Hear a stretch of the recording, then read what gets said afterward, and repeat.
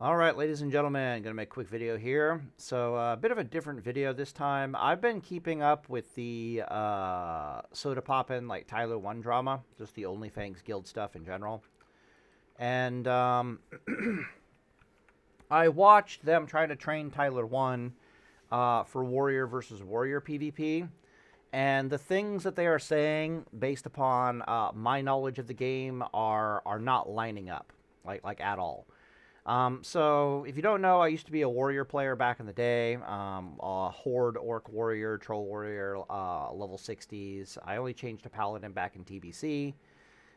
So I know a thing or two about warrior, especially PvP warrior. So in classic World of Warcraft, the way you fight warriors is you basically rage starve them. If you're a plate wearing class, you rage starve them. As a shadow priest, you rage starve them. If you have like bubble shields, even as a warlock, you technically try to rage starve them. Basically, you mess with their rage generation mechanic, and it greatly reduces their ability to deal damage. Now, here's what I think is happening. Okay, so the advice that they were giving Tyler that I think is wrong is they were advising him basically to go arms and to not wear a shield. And in my brain, I'm like, what the hell are we doing? All right, so let me explain why that is weird to me to begin with. So I'm going to talk about what I think is happening.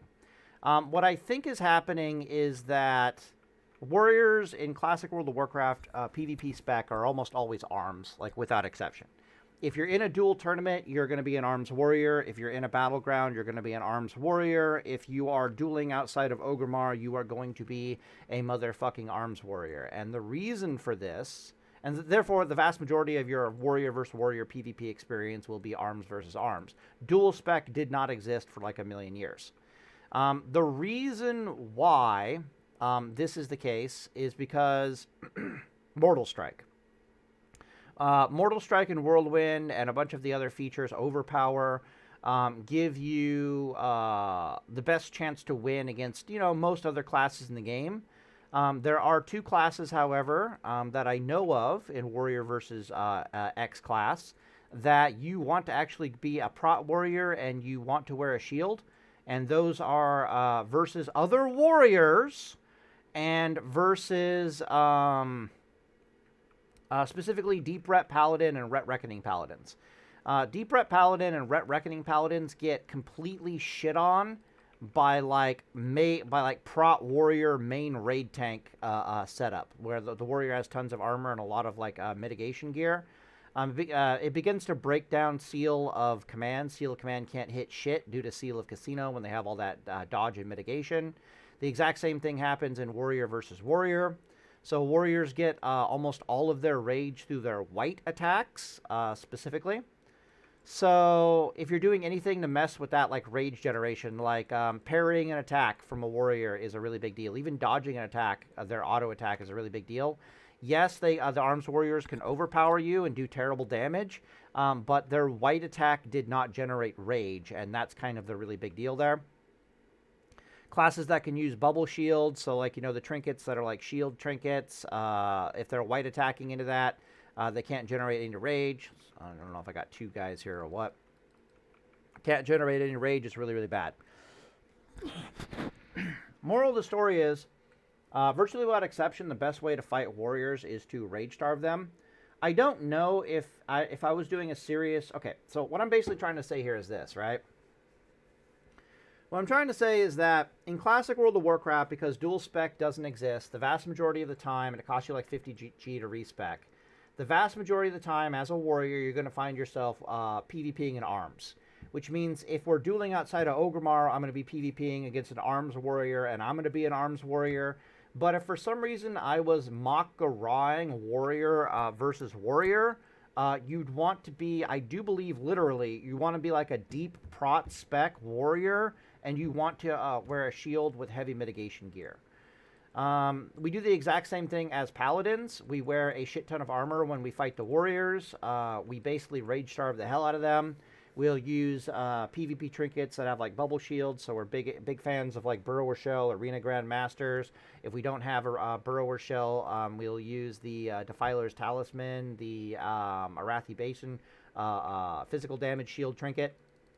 And basically, we wear a shield and we don't even attack the warrior. We have to assume Diamond Flask is active on them, right? So we can't attack them for like a minute. Diamond Flask will basically give them like 13,000 healing over like the first minute of combat. So we're just kind of stuck standing there looking stupid for like a million years. I don't have anything to drink, do I? Nope. Okay. Oh, wisdom buff would be nice. I do not want that fight with low mana. Thank you very much. Well, let's go kill this guy. He'll mana burn us. It's not that big of a deal. Right, but when you get around about 60, I want to say like 67% armor, what ends up happening is that the warrior cannot generate enough rage to keep Mortal Strike up on you, to kick you and keep Mortal Strike up on you, and he certainly can't generate enough rage to kick Mortal Strike and Whirlwind you, which means that Mortal Strike is up on you about half the time. On top of that, if you're in like the mitigation damage gear, you'll end up like, you know, dodging and parrying and the Mortal Strike quite often. The block value of your shield is actually a really big deal in warrior versus warrior PvP. Again, you're trying to mitigate the rage damage from the warrior.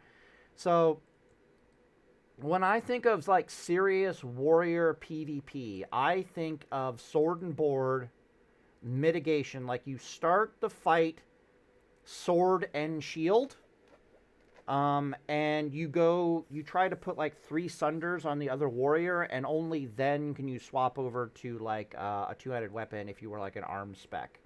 But I think Prot is actually best for going warrior to warrior, like unironically.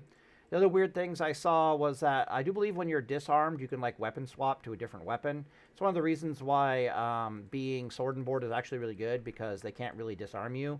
In a way, you want them to disarm you because it's a waste of like 20 rage. But really, it's just kind of all about getting like a good 2 to 3 Sunders on your enemy and then going like a two-handed weapon. What am I trying to say here? Warriors can also use their block mechanic, right? I forget what it's called. But they spend, I want to say like 5 or 10 rage. I can't remember. I think it's not that much rage in the grand scheme of things. I think it's only 5. But they increase their block chance by like 75% for like 1 block or something like that. That it sounds stupid, but you really want to use that against the warrior's white attacks, especially if you're doing like the rage starvation mechanic. That's kind of a really big deal. So you'll watch, like, you know, their rage bar will go to 0. They just start white attacking you because you're in like a sword and a shield. You activate your free block and you block your white attack, which just further rage starves them.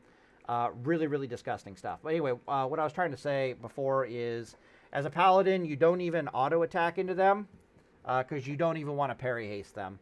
You just stand there and look pretty and basically in heavy armor, and you basically heal yourself. And they can't keep Mortal Strike on you. They can't find the 10 rage to kick you. It's a really bad time for them when you're in super, super heavy armor. You do that for like a minute, and then you can finally kill them through their Diamond Flask. That's life as a warrior. I mean, my bad, as a paladin.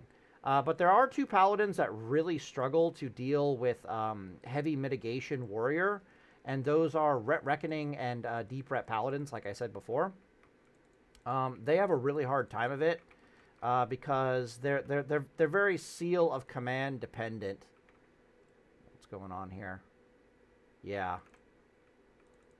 Yeah, they're very seal of command dependent, and when you're fighting like a Prot warrior with heavy mitigation, it's like, Jesus fucking Christ. You really, really struggle to... okay, so let's put it this way, right? So, paladins are well known to be auto-attack andies. They're auto-attack andies in plate mail, right? A warrior being rage-starved is no better than a paladin. They're literally an auto-attack Andy if they don't have any rage. They are terrible. Yeah, so I have no idea why we're not wearing a shield. I kind of do. I kind of do. So if you're an arms warrior, it's kind of silly to have a shield, right? You want your whirlwinds, you want your mortal strikes, even though I don't think you can whirlwind in arms. I think you got to go berserker stance to whirlwind. But if we're using a one-handed weapon, Whirlwind isn't worth the rage. Mortal Strike isn't worth the rage, obviously. The best thing you can do is Sunders to get even more rage. right? What am I trying to say here? There are a few things to consider. I'm trying to do the math in my head. Okay, so on a Paladin, okay, and I think this translates 1-to-1. On a Paladin, Paladins do 80% of their damage butt naked with a two-handed weapon, right? 80% of our damage butt naked with a two-handed weapon. If I am butt naked with a one-handed weapon, I don't do 80% of my damage. I do like 70% of my damage. Like unironically, I do like 70% of my damage. Butt naked with like a good one-handed weapon. That's Paladin. I think the math translates almost 1-to-1 for a warrior. So a warrior that is doing a one-handed weapon versus a two-handed weapons, if we're not factoring in Whirlwind and Mortal Strike. I don't like factoring in Whirlwind and Mortal Strike because you can always weapon swap as a warrior, right? You can be sword and board, stack a few Sunders on your opponent, get a nice full rage bar, and then literally just be like, hey, look at my nice two-handed weapon. Here, have a Mortal Strike. Here, have a Whirlwind. You can't stance dance when you do that, so of course you'd be like a one-handed sword and board warrior with in Berserker stance, building up that nice thick rage bar. But you'd be in like defensive stance, put some Sunders on your opponent. Once you get the Sunder amount that you like, you switch over to I need this buff. Switch over to your two-handed weapon, and then my bad. No, you switch out of Prot stance into Berserker stance. Pull up that rage pull. You're still sword and board. The only thing that's changed is you're out of Prot and you're into defensive stance. You're generating a crap ton of rage because you got 3 to 4 Sunders on your opponent. And then once you get that full rage bar, you can just swap into your two-hander and here have a Mortal Strike. Here have a Whirlwind. Do gross and absolutely disgusting things to them. Please tell me this pillar blocks line of sight. Yeah. So I don't know. If it's a serious Makara duel, I swear to God, I think you wear a shield. I don't think it mitigates your damage anywhere as much as people like to think, especially since you're rage starving the opposing warrior. And on top of, if you're doing it right, and on top of that, you are also, need to eat this. I'm about to level up. What am I trying to say here? Oh, it only takes a couple of Sunders on the enemy, and the next thing you know, your one-handed weapon is generating just as much rage for you as your two-handed weapon would. Like, unironically. On top of that, you're rage starving the enemy, so you got really good damage mitigation. You're in protection until you get those Sunders up. Once you get those Sunders up, you can swap to Zerk stance. It's not that big of a deal. Pull up a massive rage bar. This is assuming if you're going like the arms warrior build.